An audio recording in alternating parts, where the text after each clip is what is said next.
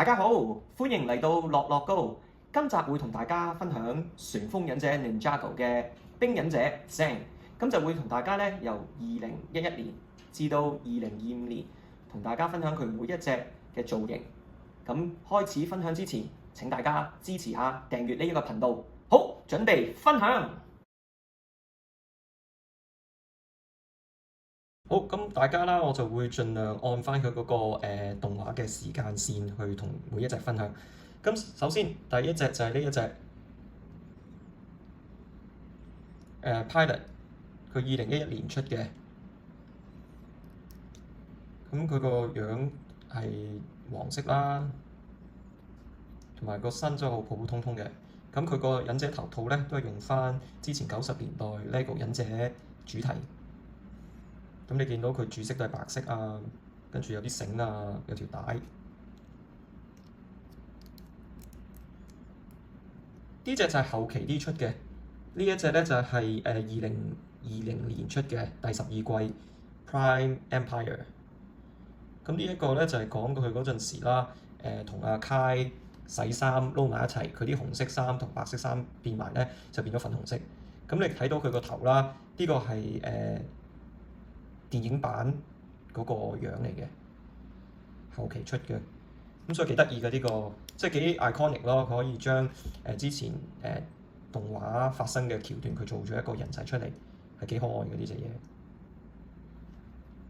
佢有套叫做係啦 Dragon Suit， 嗰時 Pilot 都有嘅。當佢哋坐條龍嗰陣時咧，就會變咗呢套裝束，同埋我都幾中意嘅。你見到佢係有啲金銀色閃靈靈嘅，有得睇到。跟住有啲藍色紋，咁都一樣啦。個頭都係跟翻之前嗰個 Pilot。咁你睇下後邊就有佢個名 Zang 同埋佢個 symbol。呢隻唔錯嘅，呢隻幾靚嘅。好，跟住之後就呢一套 ZX Suit。咁佢係即係有個新嘅頭套出咗嚟啦。咁個樣嘅，跟住呢個膊頭甲都係新嘅，咁佢嘅造型都係白色為主。我自己覺得就冇乜特別咯，你睇到後邊就係咁，後邊就係咁個樣嘅。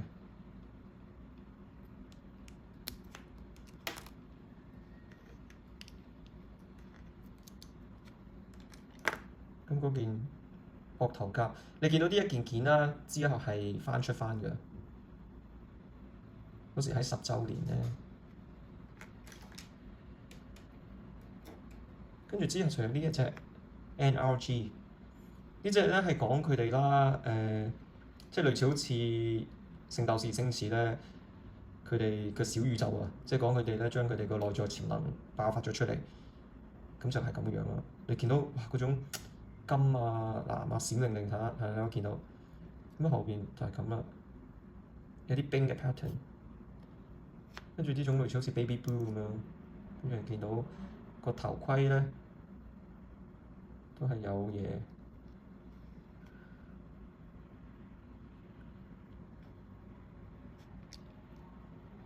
咁我自己加落去嘅呢個 effect， 咁就感覺好似啲冰啦。跟住之後就有啲件啦 Kimono Suit， 咁我自己改嘅呢個膊頭甲係加翻落去啦，咁似翻嗰個電視動畫。跟住之後後期出咗呢一個龍頭嘅可以擺把劍，咁就跟翻嗰個電視動畫咯。其實電視動畫嗰個係調轉嘅，係個龍口出嗰啲激光嘅，咁都接近啦。咁你睇到咁嘅樣，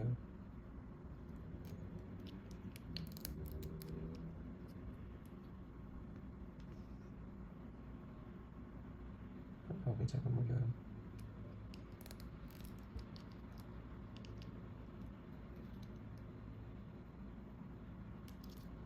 呢隻 Rebooted Season 3嘅，咁呢一隻我記得你係可以買本書都送嘅。跟住佢有另外一個 version， 呢一個你係要買架飛機，連埋阿 Pixel。咁佢就係講佢見到佢入邊嗰啲 energy 即係個心臟。跟住你見到佢個頭幾靚嘅呢個 printing，因為講佢開始知道自己個身份啊嘛，係機械人啊嘛，我唔係人，唔係忍者。我有睇到唔錯，呢隻係幾靚。跟住之後就出咗呢一隻，呢隻係後期出嘅，咁都係喺 Season 3發生，就講佢哋去咗Digiverse 同即係咩 Overlord 嗰度啦，就講佢哋喺個 game 入邊升咗呢，就變咗就閃靈靈咯。跟住之後佢就做咗呢一個人仔出嚟，呢個頭套係加落去嘅，嗰時動畫唔係咁嘅，係講佢哋都有個口罩啊、頭髮啊。因為始終金忍者係屬於阿 Loy 噶嘛，綠忍者係後期之後 crystallize 就會有金忍者咯。佢哋之前係冇金，即係金色呢一個形態嘅。咁呢一隻之前啦，其實係要介紹呢一隻，因為講佢同 Overlord 鬥嗰陣時，佢犧牲咗自己啊嘛。咁啲人以為佢死咗啊嘛，咁就整咗個雕像紀念佢咯。咁呢個就係 Ninjago City Garden 度有得買嘅，咁係咯，好得意好搞笑。係啦，跟住之後咧就講佢喺個籠入邊困住咗呢個 Jungle， 都唔錯，呢隻都幾靚，我自己幾中意嘅。你見到佢閃靈靈咧，跟住佢個額頭有佢個 symbol。咁啊睇個頭，呢個頭係兩邊嘅，你可以整佢普通人仔啦。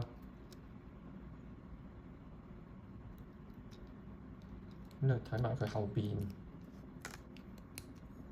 點個樣，都係好似有佢個 energy 嗰個 symbol 咁咯，唔錯。跟住佢膝頭哥有啲 pad， 跟住有啲飛鏢，有佢 symbol， 所以呢隻都唔錯，幾靚。跟住咧之後咧就有呢一隻，咁呢個咧喺動畫入邊係冇出過嘅電視。係純粹佢之後咧出嗰啲人仔 pack 啦，出翻咯，即係一盒有好似4個定5個人仔，跟住就出咗呢一隻。跟住咧佢呢一個口罩同埋呢一個頭髮係自己改落去嘅。原先咧係跟類似呢一個頭套㗎，但係冇金色嘅。咁你可以睇一睇佢啲細節，呢個都幾靚嘅。講佢爛咗啦，跟住隻手都係灰色爛咗。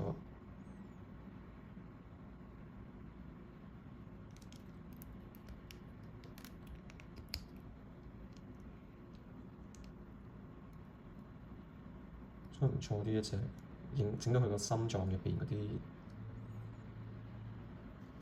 之後就 Season 5啦，Season 5 Possession。咁呢一隻咧就係黑色為主，你見到，跟住有啲白色啊，有少少銀色啊，你見到反光。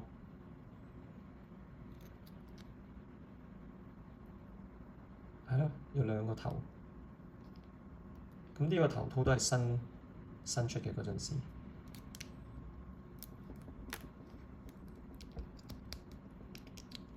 你睇到後邊個設計，後邊好似有兩個勾喺度，佢個 symbol 唔錯。你見到嗰種銀色，跟住咧心口好似八卦咁咧，跟住有啲大，其實幾靚嘅呢隻人仔。因為我記得呢個動畫咧，呢一季係比較暗嘅，成個通，咁所以佢係黑色為主。第6季2016年出嘅。咁你見到咧係同佢之前一樣嘅，個腳係一樣嘅，係個身唔同，新啲嘅件係新嘅，咁都似有啲好似即係嗰啲即係亞洲式打功夫嗰啲服裝咁樣，有啲紐扣住，跟住有啲一個膊頭甲，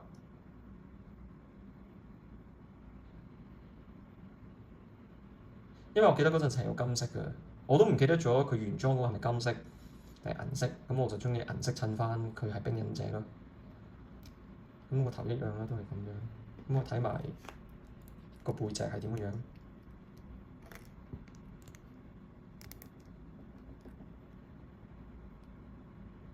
你見到有隻翼，因為呢個係講空中海盜啊嘛，嗰個主題。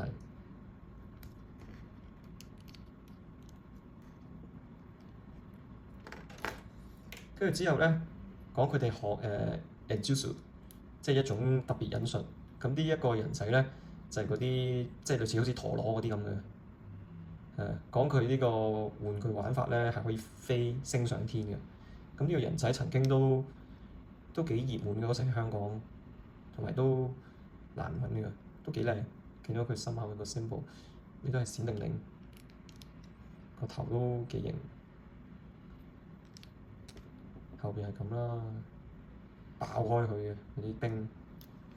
後期咧Legacy 即係10週年，佢就出咗一個混合版嘅，就將頭先嗰個第5季同第6季嘅裝咧混合咗一齊，就變成呢一個樣啦。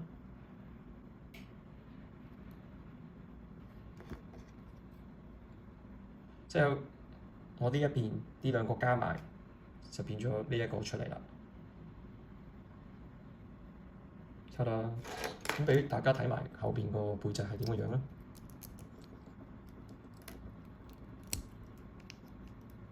你睇下個背脊係咁嘅樣，有隻好似老虎嘅嘢。其實我自己咧都好少睇後邊嗰個樣嘅，係而家拍片咧我先會睇多啲嘅。平時 display 都係擺喺前邊。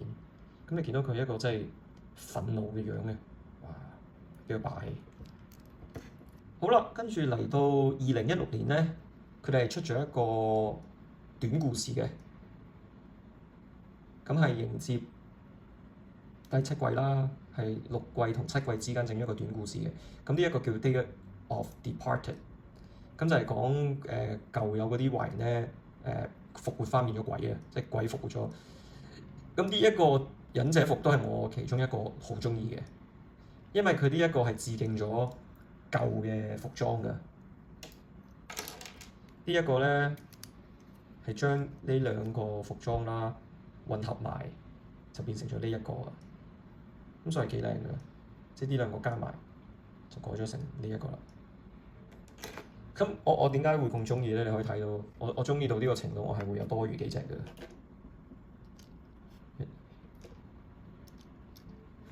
你睇下，成班兄弟喺度。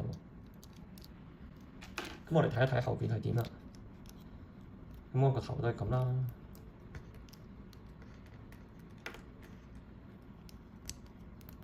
咁後邊嘅裝束就係咁，有兩個扣，好似有兩個袋咁樣。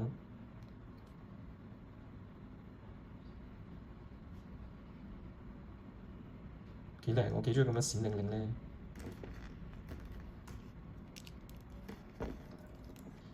好，完咗呢個之後啦，就去做 Hands of Time 2017年出嘅，咁就係第7季，就係咁嘅樣啦。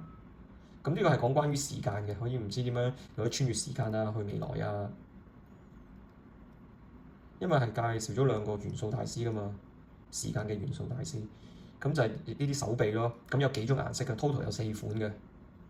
咁而佢買嗰陣時買個 set 咧，好似係跟綠色呢個咯，我印象中。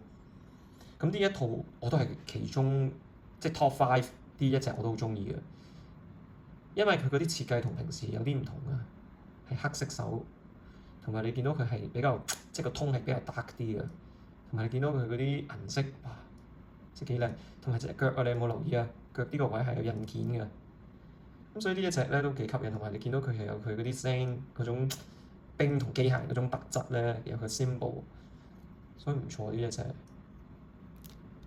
頭呢個啦。咁可以睇下個背脊係點嘅樣，個背脊係咁嘅樣，有佢嘅 symbol， 跟住好多電線，即係可以表達佢嗰種佢係機械嗰種特質咧，唔錯。同埋我幾中意呢一個頭套嘅，銀色襯白色，即係 dual mode 呢個幾靚。跟住呢個手臂都係 dual mode，兩隻色混埋一齊出嗰陣時。好啦，跟住之後就出Son of Garmadon，咁嗰陣時係出咗套電影嘅。咁電影版嗰個咧，我曾經擁有過。我就賣咗佢啦。咁就係冇實物喺度。咁其實呢一季開始啦，即係第8季開始喺2018年出，其實都算係一個即係soft reboot 嚟嘅，即係佢哋嗰啲畫風啊、人嘅造型啊都改過嘅，開始改咗少少嘅微調咗嘅。咁我自己個人啦，我唔係粉絲咯，即係關於呢一個頭套，因為感覺好似成嚿包啊，我唔係係咯，我個人唔中意嘅，所以冇乜。同埋呢套個動畫我係冇睇過嘅，咁所以電影有睇過，冇乜特別，都可以俾大家睇埋。佢之後又有個類似陀螺嗰啲咧，係咯，揈落地下，即係好似爆旋陀螺物體嗰啲嘢。呢個就係咁嘅樣，佢後面就係咁嘅呢個冰個頭，個頭都係兩個頭嚟嘅，睇到呢個笑笑口啦，呢個跟電影版㗎嘛。呢一個，咁呢一個你可以睇埋，俾大家睇埋後邊係點啊？後邊係咁，佢係呢個做得幾靚嘅，即係佢有啲暗花咧，跟住你見到嗰啲倒影，即係反射嗰種銀色，係唔錯嘅。但係我自己唔中意呢個頭套咯，我自己個人。佢個頭係後邊咁啦。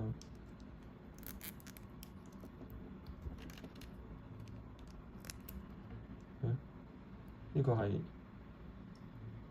憤怒樣，咁你見到佢係咁啦，即係兩件件。第9季咧，2018年出就係叫Hunted，好似講佢哋係唔知去救啲 dragon 嘅，咁一樣呢個頭套啦，我覺得一般嘅。我唔記得我有冇整錯喎，我印象中好似底呢一件咧係好似 suppose 係黑色嘅。我擺咗白色都冇所謂啦，原裝嗰個咁銀色手幾靚，反而呢一個我覺得 OK 嘅，因為佢都係 base on 翻，你有冇留意係 base on 翻呢一個 suit？佢做咗一啲絲爛啊，條褲有啲爛咗啊，跟住加翻啲皮帶啊、扣啊，所以你見到係跟住隻手銀色啊，即係代表呢個係佢個真身咯，即係個機械身咯。咁我睇埋後邊係點啦？後邊係咁嘅樣，即係都係扣，其實幾靚嘅。你睇到嗰啲顏色咧，閃靈靈。咁呢一隻咧就係嚟自 Dragon Master 嘅聲啦。咁你見到佢個造型都幾 detail 嘅。咁佢嗰個系列咧，所有嗰啲人嗰啲腳咧都係一樣嘅。咁你見到佢嗰件衫都有啲暗花啊。跟住佢成個造型都係有個背囊，好似係一個降落傘，準備跳落嚟咁啊！咁你睇到個頭啦，呢個一個係笑笑口，跟住呢一個係即係準備戰鬥。咁佢嗰個玩法咧就係用翻之前 Adjust 嗰個膠圈啦，跟住再加咗對膠翼，咁就係拉一條嘢，跟住之後佢會飛嘅。跟住佢玩法就係可以整唔同嘅 tricks 咯、技巧啊、古靈精怪嘢，係啦，一啲 gimmick 嘅嘢。咁整體嚟講呢隻都唔錯啦，佢額頭都有佢個 symbol， 跟住後邊嗰個龍嘅標誌都係代表佢個 Dragon Master。好，咁下一隻，之後就出佢哋10週年，準備即係佢哋嘅 legacy，佢哋就出咗呢一套系列啦。咁呢一套嗰陣時係都幾普遍嘅，即係你買親咩 set 都有佢嘅，所以嗰時要揾呢一隻係都唔用，即係唔難咯。其實整體係靚嘅個設計，佢都融合咗好多過去嘅設計嘅元素放埋一齊嘅。你見到一條龍，即係嗰條龍係跟呼應翻，即係佢都有啲一個元素啦。咁佢嘗試都又有呢一個嘅元素，咁整咗一個即係比較新潮啲嘅版。咁腳呢個腳都有印件，又係憤怒樣。咁我睇埋後邊係點？咁你見到條龍咧係拉到去後邊嘅，跟住有佢個標誌，所以呢隻都唔錯嘅，即係都中意嘅，靚嘅。同埋我都中意呢個頭套嘅，白色跟住灰色帶。第11季 Secret of the Forbidden Spinjitzu。咁你見到啦，佢個頭係同之前一樣，係加咗Ninjago 嗰個 character。Z 嚟嘅呢個代表。咁呢一套都幾，我自己個人都幾中意嘅，幾靚仔嘅。即係又係閃靈靈，同埋其實你問心一套咁嘅嘢拍咗成15年啦，即係其實你咩花神都玩夠啦。即係有啲似嗰啲咩五星戰隊做咗成30年，其實你真係要 creative 都真係有一定嘅難度咯。同埋而家你見到新出嗰啲越出越花巧㗎。咁你睇到呢一集係講佢哋會好似有龍珠咁樣爆頭咧，超級殺人幾型嘅。跟住有個啫喱杯咯，可以俾佢哋旋轉。咁呢個頭係我自己加落去嘅，即係我換咗舊款呢個頭。咁呢個膊頭甲我自己擺嘅，因為嗰陣時如果你有呢啲爆炸頭嘅忍者人仔咧，係冇膊頭甲嘅。咁我自己配翻嚟，自己加落去。咁我哋睇一睇後邊係點嘅樣啦。後邊係咁嘅樣，都幾靚嘅銀色閃靈靈，咁有條帶扣住佢。好，11季開始又係一個 soft reboot，啲畫風啊、動畫嘅節奏啊，又係快咗啊，唔同咗啊。咁我都冇乜點認真睇，睇咗幾集咯。跟住之後咧，佢有個係即係嗰啲 gimmick，即係一 pack 嗰啲陀螺啦，俾你玩嘅，即係揼。跟住就講佢係嗰啲爆炸形態，咁你睇到個分別咯。呢個膊頭甲我自己加落去嘅。咁你見到佢頭盔啦，白色就變咗銀色啦，都係淺藍色透明件。個腳係一樣嘅，身唔同咗咯，就變咗好似嗰啲即係孫悟空嗰啲能量爆緊咁樣咯。喺後邊都係一樣，可以俾大家睇下。呢個係唔同嘅，你見到，哇，幾型係嘛？有啲冰嘅能量爆緊出嚟，後邊係咁咯，即係好似有啲冰嘅光閃下閃下。佢喺第11季有分2個 chapter，一個係火章節同冰章節。咁呢個就係講聲就失咗憶，就俾壞人利用，就變咗成奸角啦。咁呢隻嘢都其實都幾靚嘅。又係啦，呢隻嘢嗰陣時初咧，因為要一個大 set 先揾到佢咧，咁嗰陣時好貴嘅揾呢隻嘢。跟住之後一出咗 foil back 咧，個價錢係跌咗嘅，所以都唔理㗎，係好靚。見到佢白色，成個將軍咁咧，可以俾大家睇下個背脊，即係佢嗰種閃靈靈嗰種反光咧，你睇唔睇到？哇！即係幾型嘅，即係冰忍者變咗奸角，呢條橋都幾正。跟住係啦，講去呢一隻之前，其實喺第12季啦，Prime Empire 2020年出咧，其實聲係冇落到去嗰個遊戲世界度嘅，咁所以佢係冇出一個人仔嘅。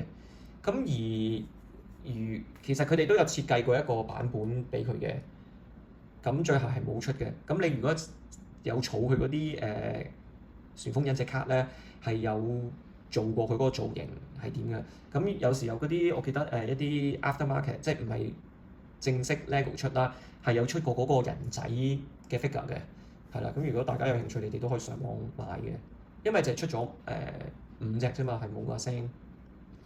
跟住 after 呢一個，因為嗰一季咧淨係出咗呢一隻咯，係啦。跟住之後就第13季啦，Master of Mountain，咁呢個就聲稱叫咩 Hero 聲。咁你睇到咧，其實呢一隻嘢咧都係 base on 呢一隻嘅造型，再 on top of 加上咗一啲盔甲俾佢嘅。咁你見到個斜膊嗰個啦，變咗金件啊，跟住佢個手係變咗有個金手套啊，有個龍盾啊，有個弓箭啊，跟住呢一個頭盔係咁樣咯。咁都幾靚嘅 ，organic 嘅白色撞落金色嘅，即係比較 boxy 啲，即係比較 robotic，即係硬骨骨咁樣兩個嘢撞埋一齊。跟住呢個膊頭甲，咁佢哋係有金色同銀色嘅。咁呢隻嘢跟住有個 clip 可以俾你咁樣放個盾喺後邊，咁我俾大家睇睇啦。因為其實 Zeng 呢隻嘢嗰時聲稱都算叫難揾嘅，即係喺嗰一季，你唔知要特登佢得好似 exclusive，唔知得1套定2套先有佢。咁後面就係咁嘅樣咯。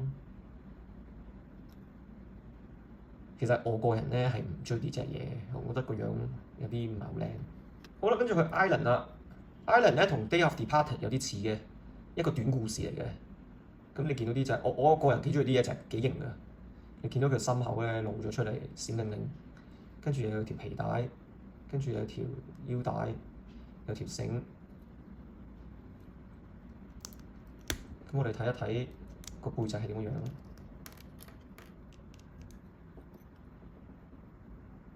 其實都幾靚嘅呢隻嘢，跟住你見到底咧係有啲藍色、白色暗花咧，露咗個膊頭。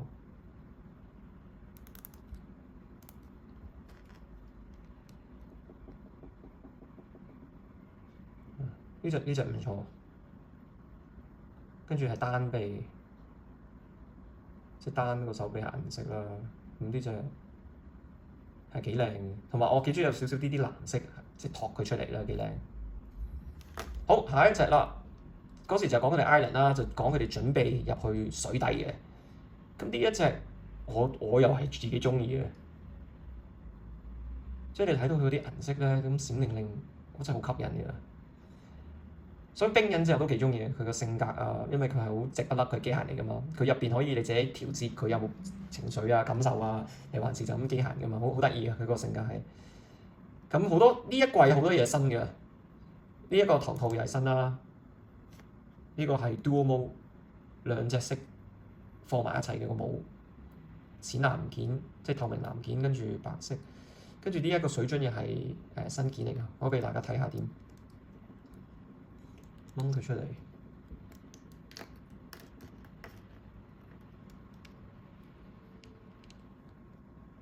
咁就咁嘅樣啦。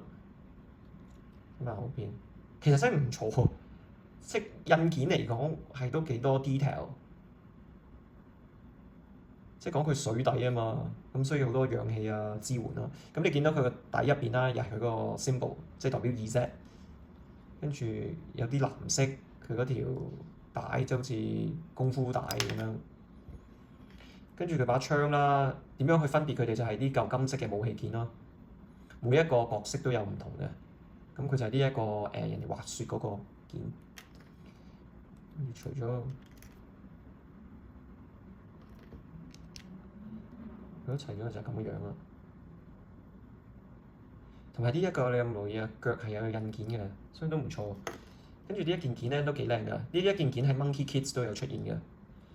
咁佢首先係咁嘅件件，跟住你係屈咗佢啦，跟住後邊你可以插把刀，跟住呢個氧氣條，跟住呢個豬嘴，所以呢件件又幾靚嘅。第15季啦，2022年，咁呢一個就係 Ninjago 嘅大結局啦，完結咗啦。咁佢呢一季咧係好犀利嘅。一季入邊係有3款 Zeng 嘅人質，咁我哋逐隻逐隻講先啦。咁呢一隻就係講佢普通嘅裝束啦，忍者裝束。咁又有佢嗰個 Z，咁樣藍色件啦，藍色同白色。開始呢度咧，嗰個藍色係用多咗嘅。我自己個人我唔中意藍色太多。咁呢一隻我幾中意嘅，呢一個裝束，我幾中意佢嗰個膝頭哥，跟住佢入邊有啲暗花。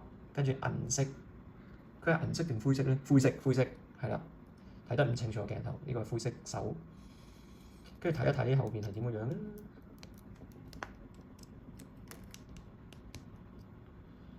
咁後邊就係咁嘅樣，一條皮帶暗花，跟住有佢個字啫。其實都差唔多㗎啦，你已經出咗成15季，嗰啲創意真係〜除非佢哋唔再出 Ninjago 咯，咁其實如果再都係同一個角色，哇！你要出成15年，我覺得即係對一個設計師嚟講都會有啲難度㗎，就咁啦。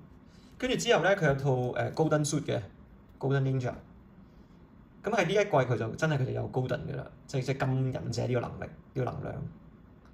咁你見到佢都係 base on 呢一隻，再改良咗一啲嘢，即係 upgrade 咗佢。你見到佢哋分別。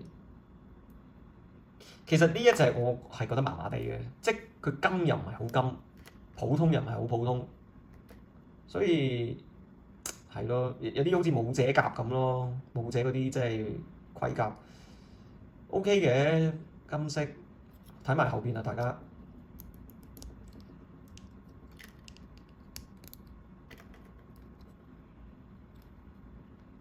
你覺得點啊？都即係我諗成件事好難做到話金忍者，即係你呢啲好明顯係睇到啊！呢一隻係金忍者，你呢隻又叫金忍者，咁係純粹個頭盔同個手臂係金色，咁所以整體叫做 OK 咯。哇！跟住嚟到呢一隻我都係其中 Top 5我最中意嘅 Golden Dragon 聲，哇！呢一隻靚啊！我好記得呢一隻咧，啱啱出呢一季啦。我嗰陣時喺香港油麻地現時點買係好難揾嘅，因為佢呢一 set 你要買盒大啦。咁嗰陣時呢一隻係炒得好貴啊，成180蚊啊，即最高峰港紙啦嗰陣時。咁呢一隻嗰陣時係嗰時未出 foil back 啊嘛，咁之後出咗 foil back 咧，個價位係跌咗嘅。呢隻好靚，我中意嗰種透明藍，手臂又係，腳又係。個心口嗰種金，你見到呢個膊頭甲又係新件嚟嘅，咁同呢一個胸口有個耳塞係駁埋一齊，跟住呢個又係 dual mode 啦，你見到係好靚啊！嗰種龍頭忍者，跟住之後有啲藍色金件，跟住你見到佢個頭，咁俾大家睇下個背脊係點嘅樣啦。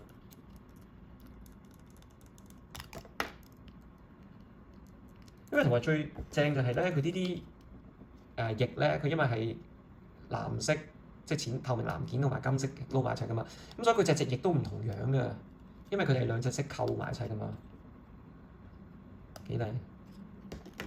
跟住而家呢一件件咧，你 Monkey Kids 都有用嘅呢個膊頭件，咁你有睇佢後邊啊，就係好似有啲冰咁樣裂開，所以係。呢隻係靚嘅人仔，我係好中意嘅。嗰時電影版嘅，呢啲係抽嗰啲一包包blind bag。咁你見到佢個特點就係佢個頭髮係橙青嘅，你見到橙青，係啊，呢隻幾搞笑咯，佢露營。跟住有呢兩隻佢哋嘅訓練服裝，咁我係調轉咗嘅。呢隻白色咧原本係跟呢一個，咁我中意咁樣襯法，即係呢一個就係講佢哋係Sensei Wu Master Wu 嘅徒弟啊，阿胡師傅，唔錯啊，幾型。咁如果你儲齊晒6隻咁擺埋一齊，大家都着同一個服裝喺度練舞咧，係幾過癮嘅。跟住有呢個 Sang Echo，講佢嗰陣時咧住喺個燈塔度啦，就打點一切咯。哇！呢隻嘢都幾靚㗎，幾多 detail 㗎，即係腳又有印件啊，跟住又做到嗰種繡啊、銅色啊，跟住睇下，咦？我都好少開呢個頭睇啊，原來後面咁嘅樣嘅，所以唔錯呢隻嘢。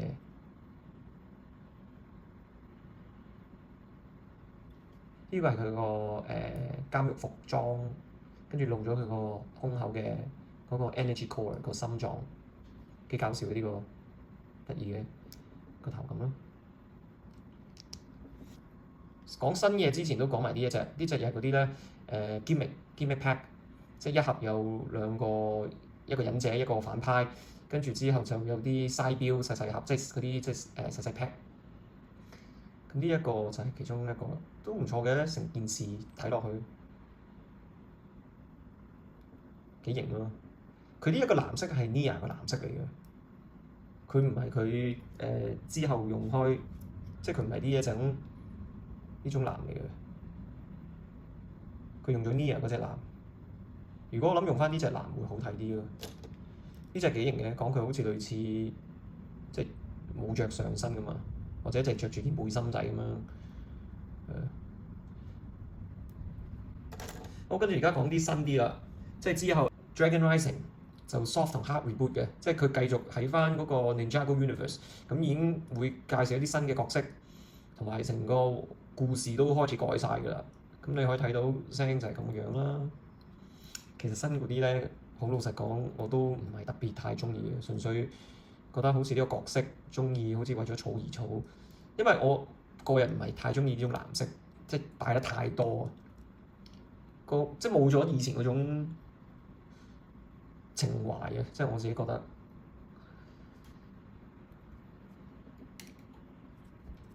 哦，講開 Dragon Rising 前都有呢一隻，呢隻就係嗰時 Evo 出嘅 EVO， 俾大家睇埋先啊！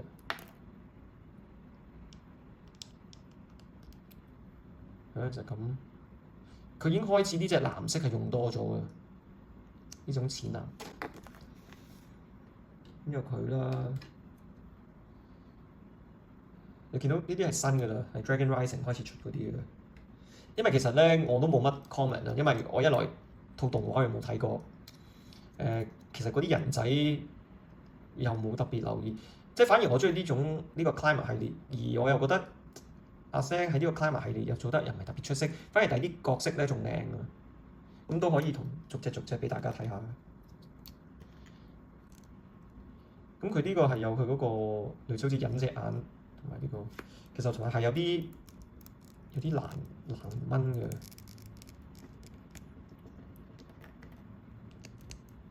你睇下後邊就係咁嘅樣咯，呢個忍者變翻咗忍者服，係好搞笑都得意嘅，好似一個麵包頭 cream 咁啊，幾黏，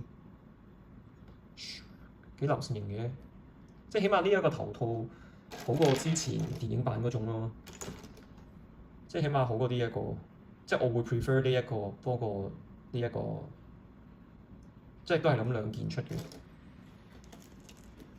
跟住下一個就呢一隻啦，呢一隻其實我真係唔係好中意呢個藍色咁多，個身可以接受嘅，因為呢一個系列呢個服裝啦，全部忍者都係呢一個設計嚟嘅，係純粹顏色同埋個 symbol 唔同。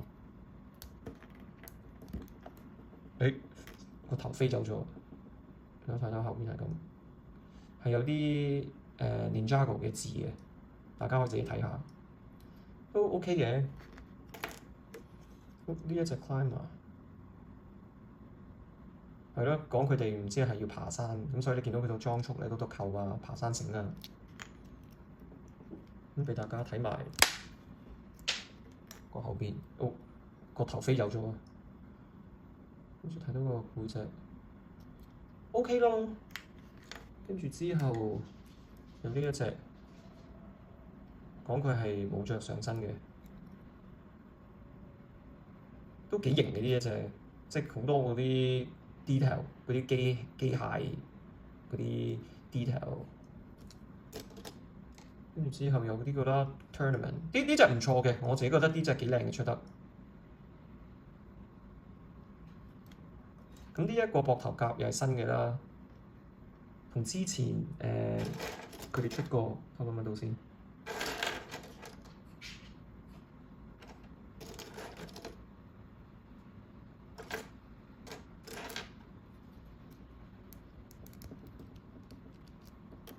你睇到後邊係咁啦，前邊係咁。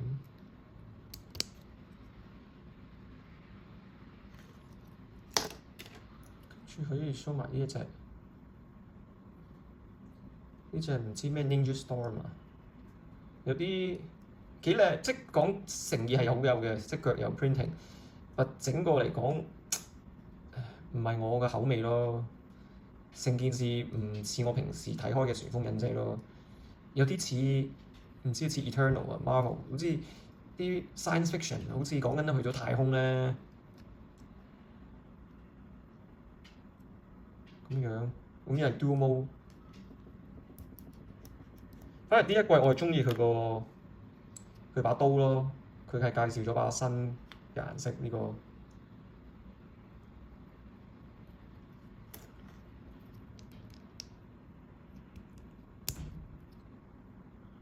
後邊就係咁樣，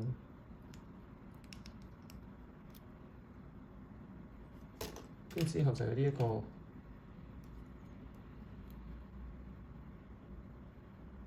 detective 聲。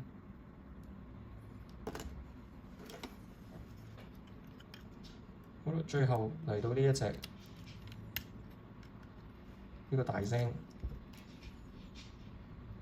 咁呢個心口我用咗教會啲件嚟擺嘅，我冇黐過貼紙。呢隻幾得意嘅，個頭係呢個印件嚟嘅，都成件事都幾代表到把聲。呢隻可以合體落去個大機械人度啦。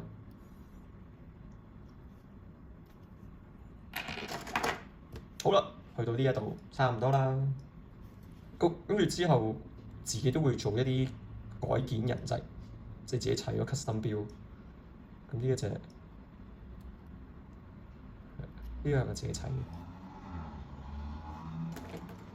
跟住有時就會將新嗰啲件咧放落舊嗰啲件度，感覺上幾清新幾新鮮咯。好，仲有呢一隻10週年人仔，咁你見到都幾靚嘅。所有忍者嘅腳一樣啦，係個上身唔同。